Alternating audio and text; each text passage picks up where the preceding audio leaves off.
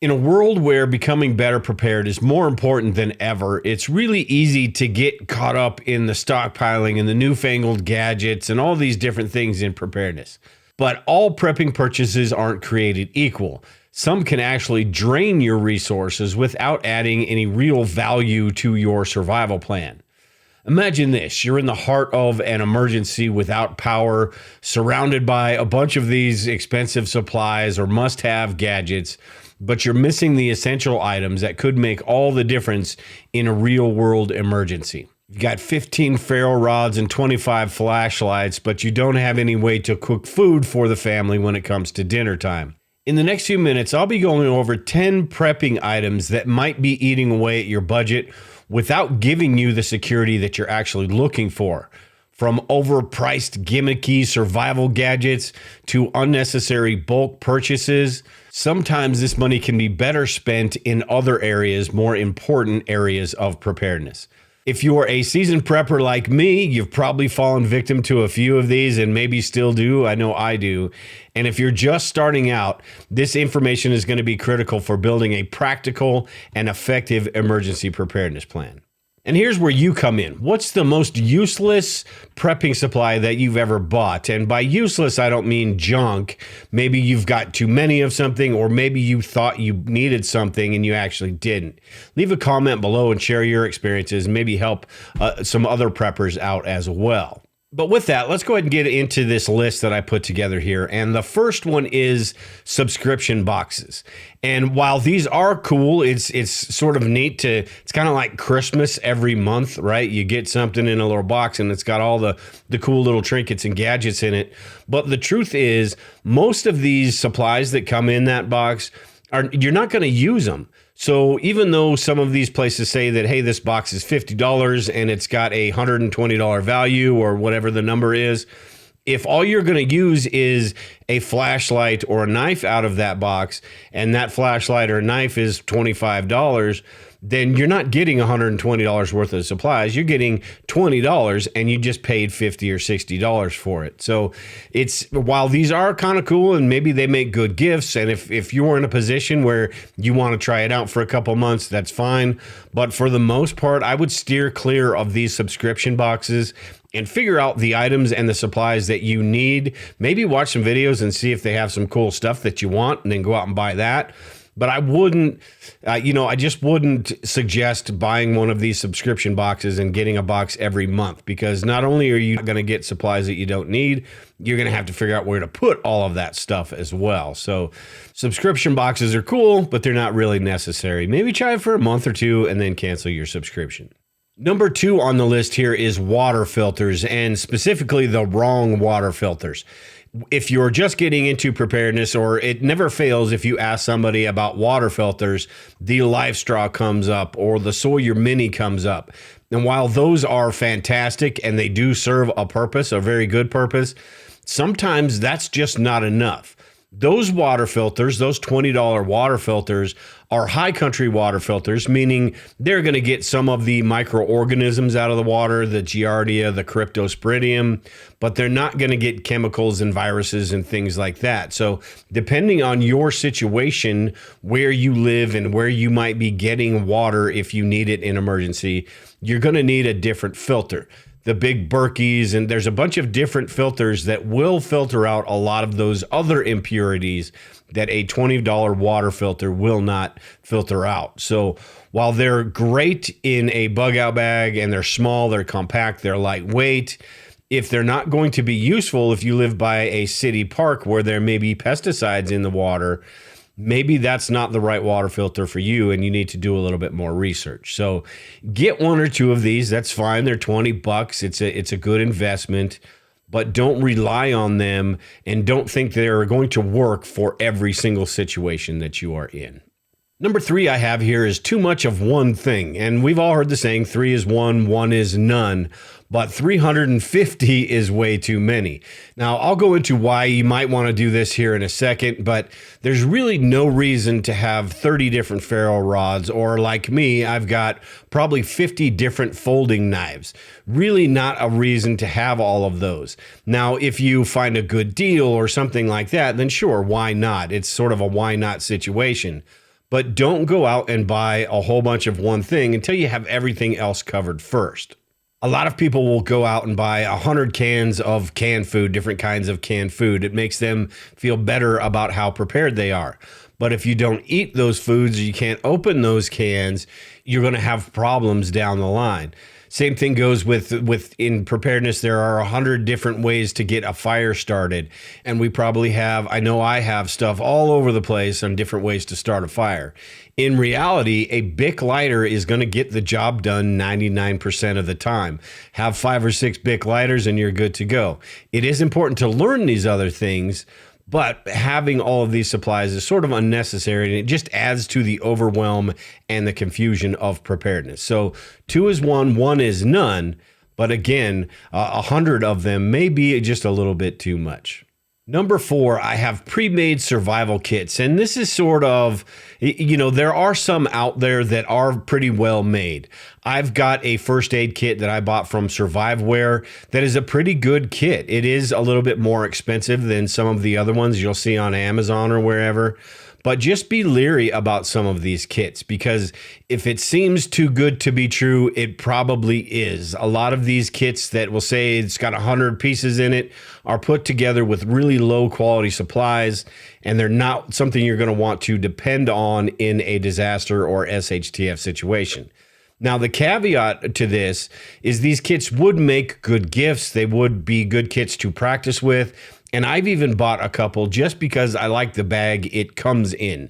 Some of these have the nice compartments and they're organized, and some of them are even labeled, like the Surviveware one that I got. And you could take pieces out and put your own stuff in, the higher quality supplies.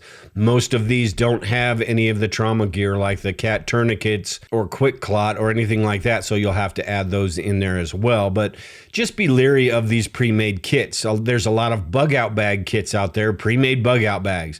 A couple of them are actually pretty decent. You're going to pay a little bit for them, but they're actually decent. A lot of them are just, I just wouldn't use them. You can get a good idea about what needs to be in your bug out bag, though, by looking at these. I would just put the bug out bag together yourself, because along with having better quality supplies, you're also going to have a better understanding about preparedness and what it's going to take in general. And you can research why you need certain things in your bug out bag rather than just having something you bought, you throw it in your truck, and when something happens, you've got to learn on the fly. And that's the wrong way to go about things. Number 5 on my list here is bartering supplies. And don't get me wrong, bartering supplies do have their place in preparedness, but we shouldn't be stockpiling supplies specifically for bartering until we've got everything else figured out. And it is pretty hard to have everything else figured out. Now, you can, if you find a good deal on something, you can get a little bit extra here, a little bit extra there. I've even done a video on some of the best bartering supplies, and the best bartering supplies are going to be the smaller supplies. But don't go out specifically until you've got everything else figured out. Don't go out specifically to get 150 Bic lighters or a bunch of water purification tablets, things like that, just for putting away for bartering, or a bunch of bottles of booze, right? Make sure you have yourself and your family taken care of first before you go out and get those bartering supplies. Number 6 here, I have overpriced or tactical gear, right? All of these things that I've got to have the best of this. I got to keep up with the Joneses. And while there are some things in preparedness you just do not want to skimp on, having the best water filter or having a nice quality bug out bag is important. It doesn't mean it needs to be a $300 bug out bag, or you need to put a full home reverse osmosis water filter system in your house. There are a lot of areas of preparedness that don't require these super expensive top of the line tools and gear. I mentioned bug out bags, and the odds are you get $100 backpack or something like that. That is going to do just fine, because for the most part, that bag is going to be going back and forth between you and your vehicle and or your work or wherever you're going. So it doesn't need to be that top of the line bag initially anyway. You can build up to that point, but $100 bag is going to do you just fine. There is so much involved with preparedness as far as what we need to buy, from everything from our food storage to our shelter, home security, all these different areas, that any place that we can find where we can cut corners a little bit without sacrificing the quality, we need to be able to do that. So just make sure and weigh the pros and cons, and do your research and decide if you really need that super expensive item, or can you get away with something that's a little bit less expensive and put that money into another area of preparedness. Now, number 7 here is sort of along the same lines, and it's the low quality supplies, sort of like the pre-made kits I was talking about. We don't need to go out and spend millions of dollars or thousands of dollars on supplies, but we can't be having our whole entire preparedness plan be set up from things from Walmart or the dollar store or Temu or things like that. In a disaster situation, in an emergency situation, you want to make sure that the supplies you have are going to work. And there are just so many low quality made in China supplies these days that it really is hard. They look exactly like the higher quality supplies, but at a much cheaper price. And we can talk ourselves into these sometimes. And it's in a situation where you're in a disaster. Say you've got one of these, the folding shovels that have all the different saws and things in them. I've got one of those. And they probably work just fine. But in a disaster situation where you really need that shovel, nothing is going to beat a regular shovel. Anything that's got a bunch of moving parts has a bunch of places where it could possibly break down. A shovel is basically a piece of wood attached to a piece of metal. These little folding shovels and all these trinkets and gadgets all have a bunch of different parts. So make sure that the backpack you have isn't super low quality. It doesn't have to be the most expensive, but it can't be really low quality where the straps are going to rip off or the zippers are going to break. Make sure that the water filters you have are actually going to filter the water. There are a lot of companies out there that claim they could do certain things, but they really can't. And with water, you can't really tell because you can't see what the impurities in there that you're trying to get out. So you have to take their word for it. So make sure that you're getting quality supplies. Doesn't mean it has to be the most expensive, but don't get these low price supplies. And if you do, make sure you get them for the explicit purpose of testing and just seeing how these things are. But you don't want to depend on these low quality supplies in an emergency or when everything is at stake.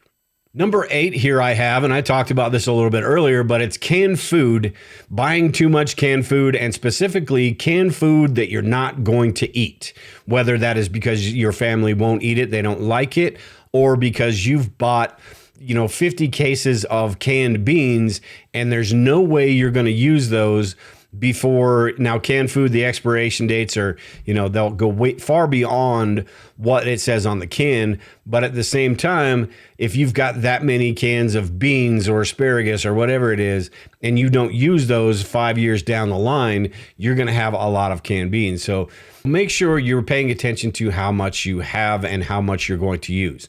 With me, I treat my food storage sort of like a restaurant where the amount that you consume on a weekly or monthly basis is going to factor into how much you buy and how much you can store. But this is a trap that a lot of people fall into when they first get into preparedness. I know we did. You just buy a whole bunch of canned food because it makes you feel better. It makes you feel more prepared. And you probably are if something were to happen tomorrow or next week. But as things go on, 10 years for me, 10 years down the line, I've thrown away quite a bit of canned food because I didn't do the inventory and rotation properly, and we just bought too much of the foods that we don't eat. Number 9 on my list here is disaster-specific supplies, and this mainly goes for anybody just getting into preparedness. But the gas mask, the iodine tablets, any supply that is specifically for one disaster or the other, the PPE, the personal protective gear. Get your bases covered first with all the other things, all the basics of preparedness. The food, the water, the shelter, the first aid, sanitation, hygiene, all of those things. Get those covered first to have a well-rounded plan. That way, regardless what happens, you are ready for that. And then from there, you can sort of build out. If you do feel the need to get a gas mask, they are pretty expensive, but if you want to get one of those, you can, or the iodine tablets. You can sort of individualize things as you go, but make sure before you go with these disaster specific supplies, make sure you have the basics covered first. And what you'll find is with your basics covered first, you'll be prepared for some of these other disaster scenarios as well, because food goes for everything. Having the ability to generate power goes for anything that we can think of. So make sure you're not spending all of your money on a $200 gas mask when there's not a whole lot of food, or you haven't got your water figured out and things like that. Get those taken care of first, and then you can sort of individualize your plan afterward.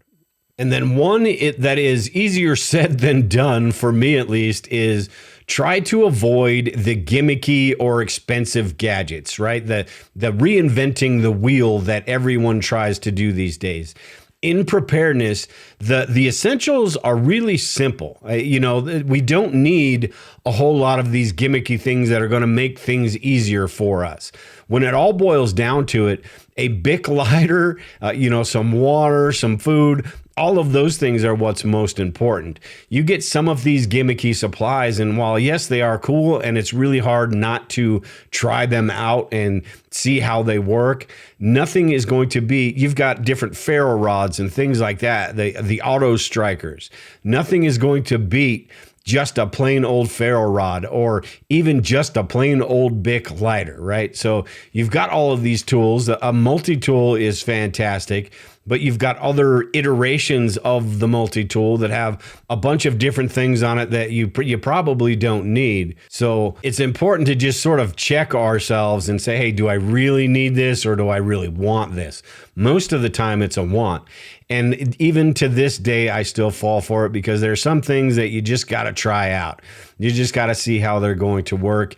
Some of them actually do make things a little bit easier, and you would decide to keep those. But some of them are just, like me, you've got limited storage space to begin with, and you get all these gadgets and all these things. Over time, all this stuff builds up, and you've got to figure out where to put it. And then you have the problem of once you need it, you can't remember where you put it. So get the basics covered first. Don't worry about these gimmicky gadgets and these expensive gadgets that are going to make life just so much easier for you.